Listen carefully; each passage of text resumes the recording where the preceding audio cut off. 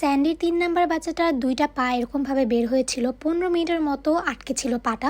এটার একটা কারণ হচ্ছে ওর তো প্রথমত বেবিটা উল্টা হয়েছে, মানে অনেক সময় বেবিদের হচ্ছে মাথাটা আগে বের হয়, তখন ডেলিভারি করতে ইজি হয়, দেখা যায় মাথা হাত পর্যন্ত বের হয়ে গেলে বাকিটা ইজিলি বের হয়ে যায়। কিন্তু যখনই বাচ্চাটা উল্টা হয়, মানে পাটা আগে বের হয়, তখন কি হয় পেটের কাছ থেকে আর বের হইতে চায় না। তো এটা নিয়ে ও অনেক সাফার করছে।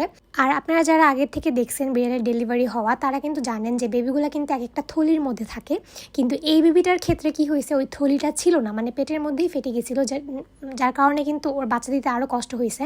কারণ থলির মধ্যে থাকলে না পিচ্ছিলভাবে ইজিলি বের করে দিতে পারে ওরা বেবিটা, কিন্তু যখনই থলিটা ফেটে যায় তখন ওই যে হাত পা এগুলোর উপর ভালো প্রেশার পড়ে, আর যার কারণে বেবি ডেলিভারি দিতেও কষ্ট হয়। আর এমনিতেও আপনারা দেখছেন যে স্যান্ডির প্রেগনেন্সির টাইমে মাশাআল্লাহ ওর পেটটা ভালোই ফুলছিল, দেখে মনে হচ্ছিল যে 7-8টা বেবি হবে, কিন্তু ওর 4টা বেবি হয়েছে। আর বেবিগুলো অনেক হেলদি ছিল, মানে বেবিগুলোকে দেখে মনে হচ্ছিল যে 2-3 দিনের বাচ্চা, পুরা আমার হাতের সমান একটা বাবু হয়েছে।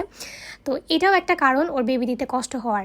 আর মাশাআল্লাহ স্যান্ডির তো বাবুগুলো এখন সবাই হেলদি আছে, আর ও মাশাআল্লাহ বাবুদেরকে ভালোই ফিট করাচ্ছে, যদিও ও এখন অনেক তেরামো করতেছে, বাবু নিয়ে এদিক সেদিক যায়।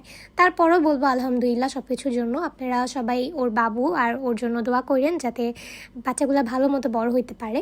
এই তো, আল্লাহ হাফেজ।